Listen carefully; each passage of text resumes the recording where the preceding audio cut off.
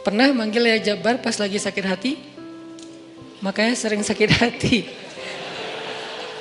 Jabbar itu panggilan untuk orang yang lagi sakit hati, habis dikecewain. Dikecewain oleh apa? Banyak lah, tergantung circle kehidupan kita ya. Ada yang circle-nya lebih ke main, berarti disakitin sama gengnya. Ada yang circle-nya lebih ke romantis-romantisan, disakitin oleh mantannya. Ada yang circle hidupnya seputar masalah kerja, disakitin oleh vendornya, oleh partnernya, oleh teman bisnisnya. Soal circle family life kita disakiti oleh keluarga, anak, orang tua, pasangan, dan seterusnya gitu kan. Yang jelas ketika kita merasa disakitin, ketika kita merasa kayak dikecewain, panggillah Allah. Sebelum kita memanggil netizen. Kan kita suka manggil netizen dulu ya. Posting, update status, story. Terus storynya tuh curhatnya minta respon lagi tuh. Dengan kasih polling lah. Dengan request lah gitu kan. Baiknya gue putusin atau enggak ya, request gitu. Semuanya putusin, terus dia bingung. Gimana ya. Nah, sebelum kita istisyarah kepada netizen, karena netizen itu istisyarah, bukan istifta, bukan istikharah. Yang paling tinggi itu kan derajatnya dari 3 level. Meminta pendapat, nomor 1 tuh istikharah, minta pendapat Allah. Kedua, istifta, minta pendapat ulama, orang yang berilmu. Ketiga, istisyarah, minta pendapat orang yang lebih bijak dan berpengalaman.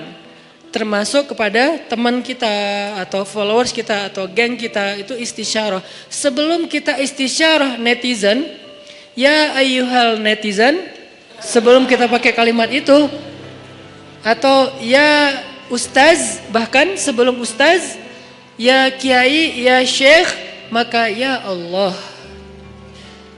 Panggil Allah Subhanahu wa ta'ala. Manggilnya gimana Ustadz? Salah satunya selain kata Allah pastinya, karena itu kalimat yang paling mulia, kita juga bisa manggil tematik. Ya Jabbar. Ya Jabbar itu bisa 2. Sebetulnya 3 maknanya Jabbar, tapi yang lebih common tuh 2. 1, dipanggil untuk masalah-masalah yang sifatnya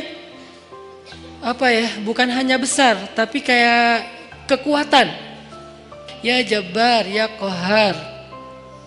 Arti Jabbar dalam konteks itu yang perkasa, yang memaksa, ya Qahar, yang menaklukkan.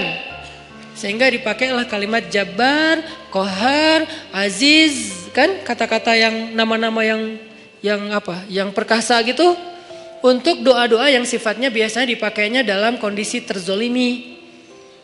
Ini doa-doa orang yang terzolimi. Kayaknya nggak perlu dihafal juga sih. Bukan gak perlu dihafal, gak perlu dipakai. Kenapa? Berharap kita tidak mendoakan orang yang zalim. Kecuali yang dizolimi dalam urusan agama. Kalau dizolimi urusan pribadi sih, mending jangan mendoakan orang yang menzalimi. Kenapa? Rugi. Mending doain diri sendiri.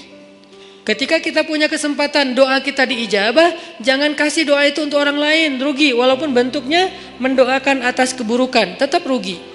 Mending kita pakai buat doain diri kita sendiri. Ya Allah, saya lagi dizolimin, mudah-mudahan. Nah gitu kan, berarti kan kita dapat kebaikan. Ya Jabbar, itu panggilan orang yang sedang sakit hati. Jadi 1 artinya untuk orang yang lagi dizolimi, 1 lagi untuk orang yang lagi hatinya kayak sedih, kayak disakitin. Gak sebesar zolim sih, cuman ya lumayan lah, bikin gak bisa tidur, bikin tumbuh jerawat gara-gara itu gitu kan ya, karena stres. Jadi intinya adalah panggil Allah kalau kita lagi sakit hati dan dikecewain. Ya Allah, ya Jabbar. Salah satu doa minta disembuhkan kecewa dan sakit hati di dalam sholat adalah Rabbighfirli warhamni wajburni.